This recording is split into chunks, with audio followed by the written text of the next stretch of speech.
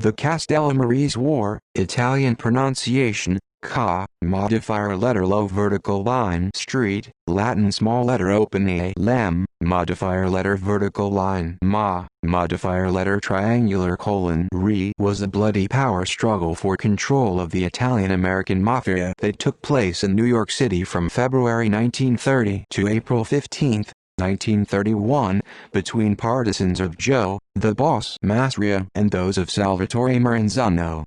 The war's namesake was derived from the Sicilian town of Castellamare del Golfo, the birthplace of Maranzano. Maranzano's Faction 1 divided New York City's crime families into the five families, and declared himself capo di tutti capi, boss of all bosses. However, he was soon murdered in September 1931, on orders of Lucky Luciano, who established a power-sharing arrangement called the Commission, a group of mafia families of equal stature, to avoid such wars in the future. Background: in the 1920s, mafia operations in the U.S. were controlled by Giuseppe, Joe the Boss Masria, whose faction consisted mainly of gangsters from Sicily and the Calabria and Campania regions of southern Italy.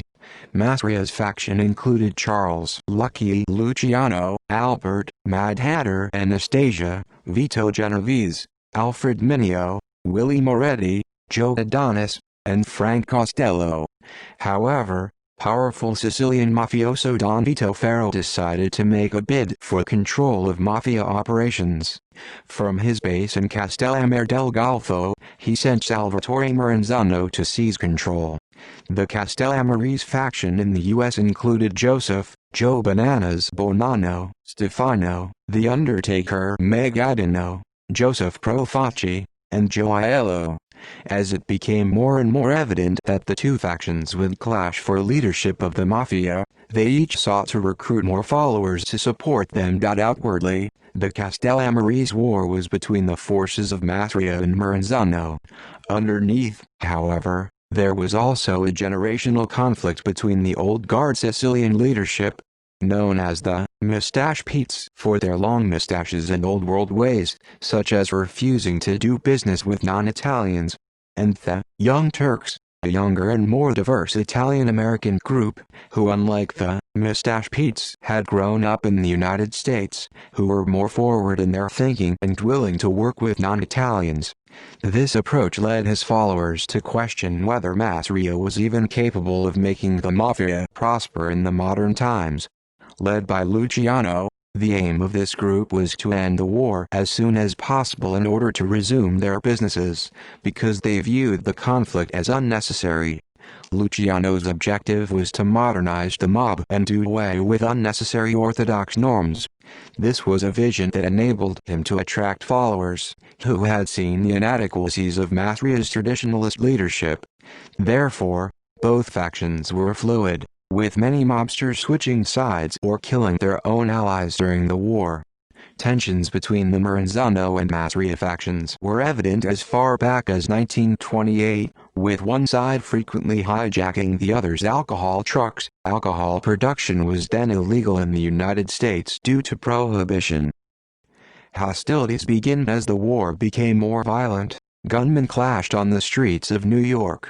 According to Bonanno, in February 1930, Masria supposedly ordered the death of Gaspar Milazzo, a Castellammarese native who was the president of Detroit's chapter of Unione Siciliana. Masria had reportedly been humiliated by Milazzo's refusal to support him in a Unione Siciliana dispute involving the Chicago outfit and Al Capone. The opening salvo in the war was fired within the Masria faction when on February 26, 1930, Masria ordered the murder of an ally, Gaetano Reina. Masria gave the job to a young Genovese, who killed Reina with a shotgun. Masria's intent was to protect his secret allies Tommy Galliano, Tommy Lucchese, and Dominic, the Gap, Petrilli. Later his treachery would come back to haunt him, as the Reina family then threw its support behind Maranzano. Vito Bonventre also became a target, as Castellammarese-born members of Niccolo Schero's gang began to threaten Masria's domination over mafia gangs. Masria forced Shiro to pay him $10,000 and step down as boss of the gang. On July 15, 1930, Bonventre was gunned down outside his garage. Trading blows. On August 15, 1930, Castellammarese loyalists executed a key Masria enforcer, Giuseppe Morello, at Morello's East Harlem office. A visitor, Giuseppe Pereno, was also killed.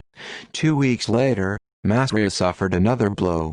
After Reina's murder, Masria had appointed Joseph Pinzolo to take over the ice distribution racket. However, on September 9, the Reina family shot and killed Pinzolo at a Times Square office rented by Lucchese. After these two murders, the Reina crew formally joined forces with the Castellammarese. Masria soon struck back.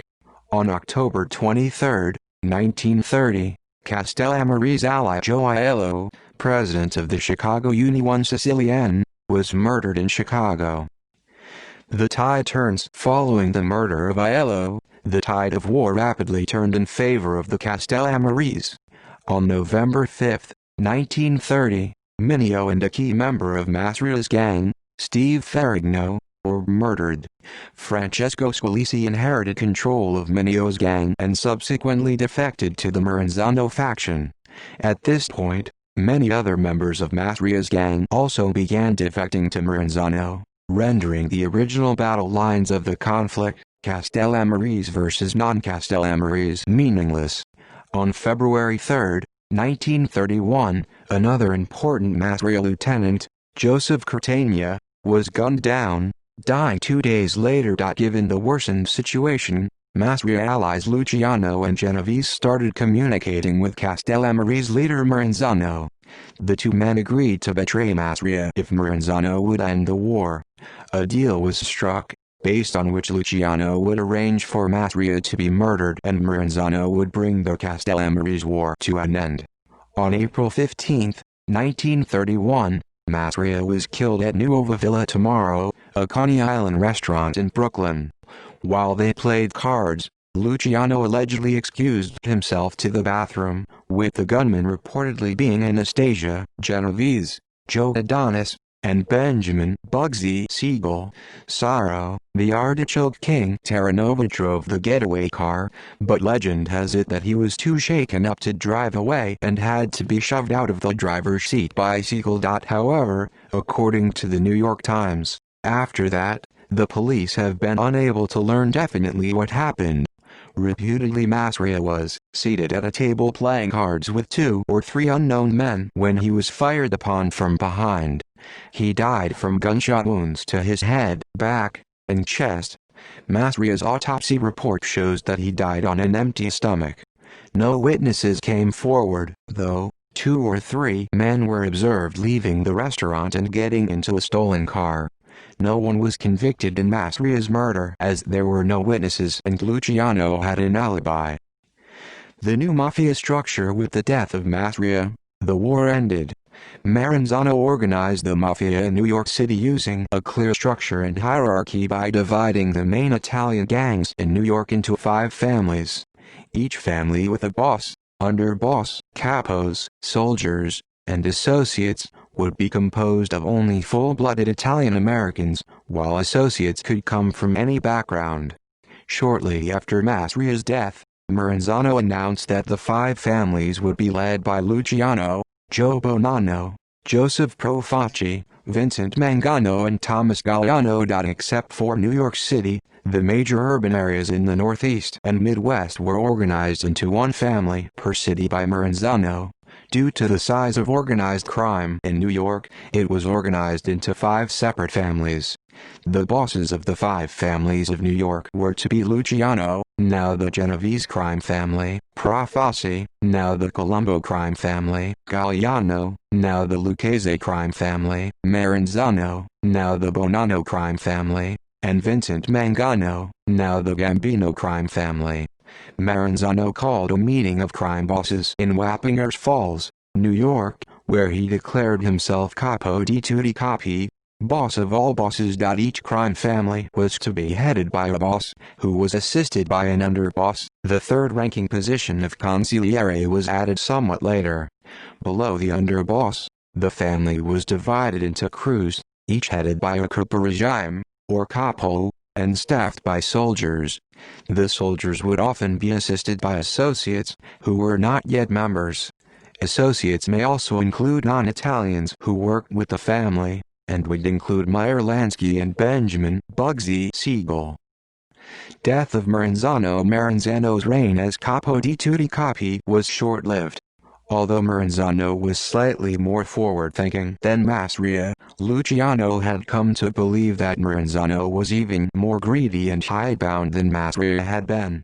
On September 10, 1931, he was shot and stabbed to death in his Manhattan office by a team of Jewish triggermen, recruited by Lansky, which included Samuel Red Levine, Bo Weinberg, and Bugsy Siegel. With both Maranzano and Masria out of the way, it was easier for the Young Turks, led by Luciano, to assume control of the way things functioned in New York City. The first agenda on the table was the reformation and restructuring of the American Mafia. Luciano envisioned the future of the American Mafia in the form of a major corporation. He believed that this would increase cooperation, reduce conflict, and ensure a plain-sailing governance by the Mafia as a whole. Since Maranzano had formed a basic structure that was in the process of being put into effect, Luciano decided to retain the concept to a large extent. Owing to his clear disregard for orthodox ideologies that did not have any profitable consequences, Luciano allowed for more flexibility in the structure, allowing for the inclusion of other societal groups like the Jews to involve themselves with the families. In Joe Bonanno's autobiography A Man of Honor, he states, "We revised the old custom of looking toward one man, one supreme leader for advice and the settling of disputes. We replaced leadership by one man with leadership by committee. We opted for a parliamentary arrangement whereby a group of the most important men in our world would assume the function formerly performed by one man." In the aftermath of the Maranzano hit, there was believed to have been a massive purge of old-timer mafiosi, the so-called Night of the Sicilian Vespers. These rumors were seemingly confirmed by the testimony of Joseph Valachi, but a later study found no signs of such massive violence occurring. Luciano formed the Commission to oversee all mafia activities in the United States and serve to mediate conflicts between families, eliminating the Capo di Tutti Capi position. In the end, both of the traditional factions in the New York Mafia lost the war. The real winners were the younger and more ruthless generation of mobsters, headed by Luciano. With their ascension to power, organized crime was poised to expand into a truly national and multi-ethnic combination. Popular culture. The 1981 movie Gangster Wars and the 1991 Mobsters are partly fictionalized accounts of the Castellammarese War, while 1981's The Gangster Chronicles TV miniseries covers the war over a few of its 13 episodes. All of these cover events from the point of view of Luciano. Events from the war, most notably the assassination of Maranzano, are included in Mario Puzo's novel The Godfather. The 1973 Charles Bronson movie The Stone Killer is a fictionalized story of a complicated plot to assassinate the heads of organized crime families using Vietnam veterans. The plot is the brainchild of an elderly mafioso who has been obsessed since 1931 with avenging the Night of the Sicilian Vespers murders, supposedly orchestrated by Lucky Luciano. The war is one of the main plot elements of the final season of Boardwalk Empire. AMC's The Making of the Mob, New York also covers the war. See also History of the Mafia. References. Notes. Sources. Sifakis, Carl, 2005. The Mafia Encyclopedia. New York, Checkmark Books. ISBN 978-0816056958. Rob Selwyn, 2006. Five Families: The Rise, Decline, and Resurgence of America's Most Powerful Mafia Empires. St. Martin's Griffin. ISBN 978-0312361815. Critchley, David, 2008. The Origin of Organized Crime in America, The New York City Mafia, 1891–1931. New York, Routledge. ISBN 978-0415990301. Mike, 2010. The First Family, Terror, Extortion, Revenge, Murder and the Birth of the American Mafia. New York, Ballantine Books. ISBN 978-0345523570.